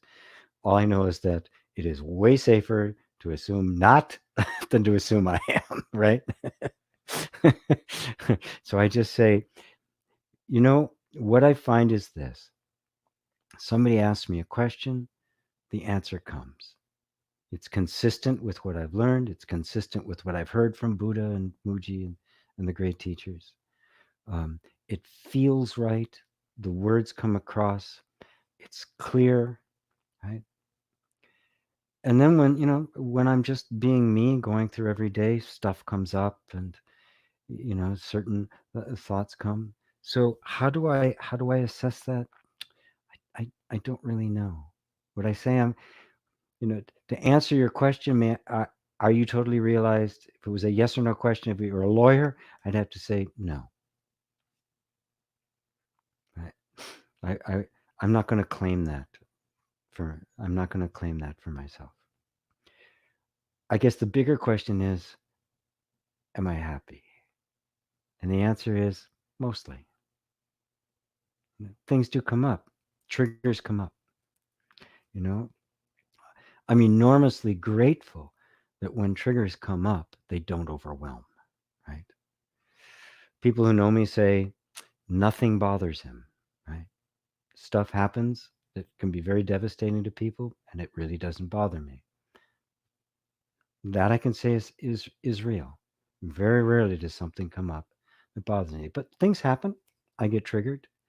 I can feel certain things come up, residue of my childhood and the like. But it's a mistake to judge oneself because of what comes up, right? If what comes up, you recognize it as a conditioned pattern that comes up, and this is going on in the nervous system, and it's very likely it's going to keep going on until the day this body mind is no more, right? Then you are realized enough. If you're happy most of the time and things don't bother you, there's a sense of equanimity, there's a sense of just of being present with life, a sense of openness to life. Well, that's enough for me, right? So that question, and are you totally realized? I don't really even know what that means, you know. I but the difference in you that you're experiencing during these satsangs is the truth that is being voiced here, right? And I am extremely confident in the truth of the words that are coming to me, right? Even though the me they're coming, there's still some me that they're coming to. That hasn't completely vanished as of yet, right? There's still a sense of me that I am aware of, but I'm also aware that I'm aware of them and that I'm the awareness of it, right? And so that truth coming from here conjoins with the truth that is in you. Truth recognizes itself. And this creates the circuit, which is the difference that you're feeling. Left in our own thoughts, we tend to get overwhelmed by the habits of our thoughts. But when you're in the presence of someone who isn't intimidated by those thoughts, who can see through them, then you do too. It's natural, right? It's just part of the thing. When I was a young musician, I would play with musicians who were better than me. And when I would play with musicians who were better with me, I played better, right? By osmosis. You do it enough, and that becomes your new baseline. You play better. You basically kind of adapt yourself into that environment, and in feeling that, it starts to become ingrained, right? And that becomes your new baseline, your new normal. So I hope that answers your question, Mary. It's an interesting. Anyway, PD Vids. Hi GP. I can't stop feeling that the world is ascending. I can't stop feeling that either. It's almost as if what I am feeling is what the world as a collective or a major part of the population is starting to feel. I think you're absolutely right, which is a deep desire for the truth and change. Well, by change meaning a change to love, elimination of suffering, right? So I think it's more than a feeling, my friend. We cannot separate ourselves from the whole. What you are experiencing, your desire to move closer to the truth, is consciousness as a whole moving closer to self-awareness, to self-realization. Right? So it is a shared feeling because we all have a shared being. We're, if you think of the individual human being as like a radio receiver, right? And we're all getting the same signal from the same place. Some are a little bit more dialed in than others, but the message is coming through to absolutely all of us because we're not the source of it. We're the recipients of it. The source of it is the truth itself, which is revealing itself. So yeah, the whole world is ascending just the way you are. Every gain you make is the world gaining. So it's happening universally, and it happens universally by happening individually, because we're not two. We really are one being awakening to itself. Ah, lovely. Mary says, perfect explanation about resistance. Well, thank you. Dave Rose says, great answer, great insight. Thanks, GP. PD Viz says, I really want a revolution for the United States, and Bernie Sanders for me is the representation of how the collective is having some type of awakening experience, and I'm in Canada. Haha. Well, I don't like to take this form to be political, but I absolutely agree. I think Bernie uh, represents uh, the awakening of consciousness. Um, it's been maligned. To put a label on something, it's socialism, it's capitalism, it's communism. Just uh, all it does is compartmentalize and reduce the what should be a nuanced and in-depth conversation about what's best for humanity to a bunch of sound bites that we can argue about and make divisions. In the meantime, the elections are being bought and paid for. I trust him because he's the only one that isn't taking money from big interests, and he won't. He's the only one that's voted against every war. He's the only one that's always voted for workers' rights. So when you look at that, it's like, yes, he represents that, right? Now, some of you may be upset with that who don't like Bernie. It's not I'm not taking a political stance here, but I have no problem saying that, I think that's a better direction for things. The United States needs some serious changes. It's not been going in a good direction, and unfortunately, it's leading the world towards a direction because the same kind of thing is happening in Europe and the like. So, enough about that.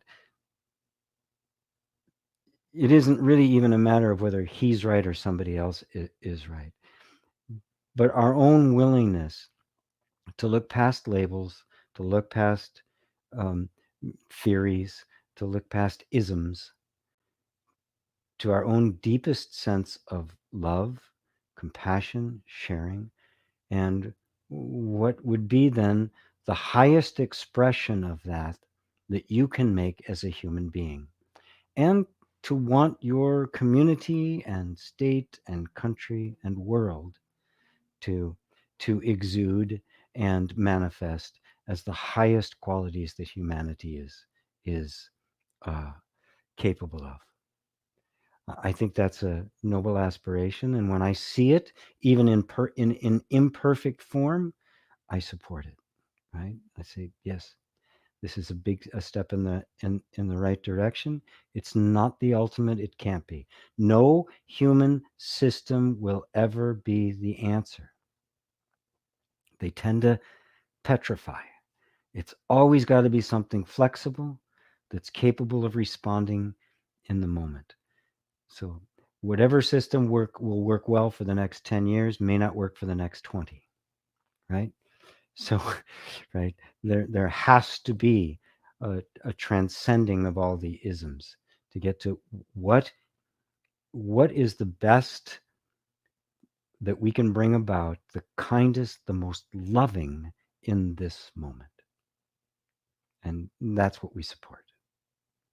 So It's interesting to just see so much going on, especially amongst younger people.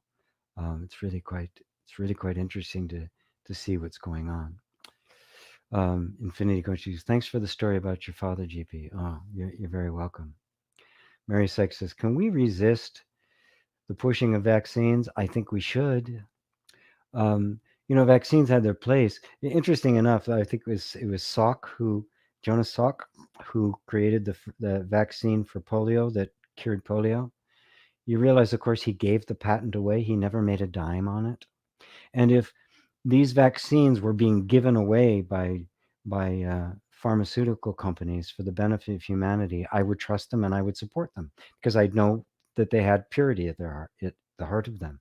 But they're not. They're for profit.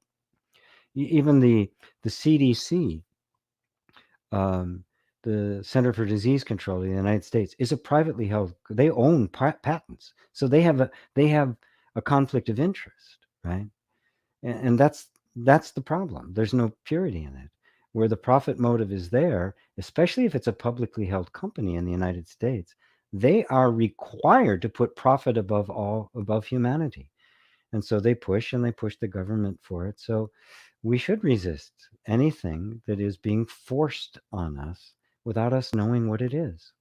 And especially if it is arising out of greed, out of one of the three poisons that Buddha called it, greed, delusion, and ignorance, right?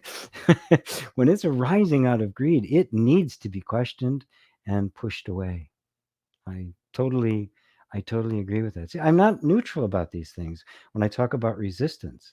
I'm talking about the inner resistance, accepting and really being but never giving up on that which is immoral, when that is cruel. That which is not loving should never be agreed to. Period. Just do it really intelligently, like Gandhi did, you know? Beautiful example of that. PD Viz says, now more than ever, I want to be a healer. I have a voice and I want justice and change on earth. This transformation seems to be happening and growing each day in me. Is this part of a new earth? Are you part of the earth? If you are, then the answer is yes. This is a part of a new earth. Yeah. I thought I'd say this, but could I live in a one-room apartment eating fruits all day, reading and making YouTube videos about how the world could change for the better? Minimalism lifestyle. But I could live in a one-room apartment eating fruits all day, reading and making YouTube videos about how the world could change for the better. But minimalism lifestyle, the spiritual path. Well, I live like that, and I say, resist that and politics and all of that sort of stuff. Don't get lost in that, right? Making the world a better place means you becoming absolutely rock center anchored in who you really are, because that is love. And that will look upon everything with love, even the unlovable, even the tyrants in the world, even the greed in the world will be looked upon with wisdom and compassion. And it can only come from there. And it coming from any other place, it will end up being um, simply one system replacing another. And it will still be the blind leading the blind. There's no such thing as a perfect system. There is no such thing as utopia. Even the most perfect system will eventually collapse under the weight of its own perfection. It is the nature of things. Life is about flexibility. It is about so much presence that this moment is seen as unique in all space and time, and therefore is given what it needs without reference to some system or ideology. They may be there, they may be tools in the toolbox, but they're never applied uniformly. They're never applied unilaterally. Everything is seen through these loving, compassionate eyes that simply wants to bring into the moment the best that that moment can receive. And that's what it means to be a healer, PD, by the way, to be that much of a presence that the universe simply provides what's absolutely needed in that moment. You're not the healer, you never will be. The healer is not a personal thing. The healer is simply another appearance of wisdom within the human experience. And its source and its essence and itself is exactly the same. It is simply the nature of love. So cherish the desire, but cherish it slowly, because it can very easy for the ego to get a hold of this. I want to make a difference in the world, and out there and think you know something, and maybe even have a lot of knowledge about certain thing. But keep yourself here. Keep yourself here. When action arises from here, it is always wise, right? Right. And there will always be the temptation to say, "Hey, I'm pretty smart, aren't I? Hey, I really got that down." Foom, wham. You will get the stick shorthand. That's when I always get the hot soup in my lap. Mary says, "You just simplified the self. Thank you." You're welcome. Let's see how much more we got here. Thank you, GP. Beautiful satsang as usual from Sukata. Boy, another donation here. Dorothy says, "Hi, GP. Thanks for all your videos and making so many of them available for free." Oh, you're so wonderful. Thank you so much, Dorothy. Wow. Thanks. Oh, wonderful. This is so great. Let's see. Mary says, during last week's satsang, you mentioned Gangaji as being one of your favorite teachers. I was reaching into a bookcase from a box of checks, and a book by Gangaji fell out. Yes. Yeah, she is. I mean, she's a peer of Muji's. They were both students of Papaji. So she's the same lineage, same lineage of me. I read it within 2 days. No coincidences. Very good. Hey, our fingers are crossed in Europe. Love you all from France. Have a great week. Yes, fingers crossed. Thank you, Sarah. Let's see. I also feel like Mary Sykes. Listening to you, G, brings me change, kind of transformation. Listening to you is like drinking from wisdom and love. Thank you for all this. Well, you're very welcome. It's not personal. Just remember that. I don't own it, right? Oftentimes it comes through me, and I'm not feeling particularly wise. There's sometimes I start satsang and I say, I've got absolutely nothing to say. And that can be the best one. Sometimes I feel like, oh yeah, I'm so inspired.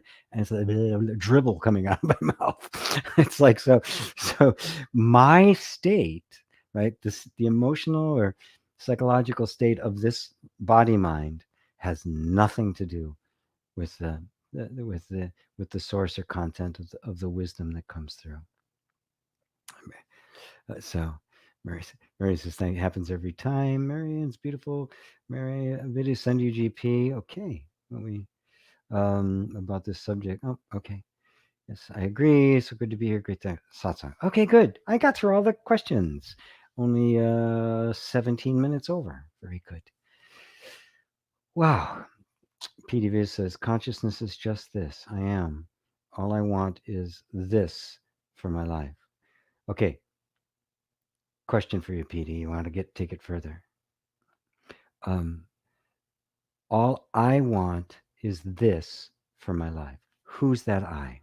The I that says, all I want is this. It's very subtle. Very subtle. So who is that? Watch that very carefully. Is not the one that says, all I want is this for my life, being seen from someplace else? Ponder that. I want to take you even further than you've ever gone before. Awareness says, I have no formal teacher, so I appreciate you greatly, GP. You're very welcome. You don't need one, right? Well, unless you do. And when you do, you'll know. And that particular teacher will show up, whoever it might be. Mary says, thank you. Ida Catherine says, thank you from the heart. You're very welcome. PD says, question mark. It's me, question mark. Who's that me? Don't stop asking. Don't stop asking until it is self-realization. Right? Who's the one that says, all I want? Right? From where is that being witnessed? John Sheehan says, thanks, GP. Loved it tonight. Welcome. Many thanks. David Rose, great satsang. Janet says, thanks, GP. Namaste. Well, thank you to all of you. And at this point, I will bring it to a close. Thank you all so much. Thank you, thank you, thank you, thank you. It is so wonderful to be here with you. So, and again, I'm thinking about making a just kind of a premium to actually bring people on so we can talk during satsang and kind of do that as a teaser to help get the donations to keep this all going. So thank you all. I love you. Namaste.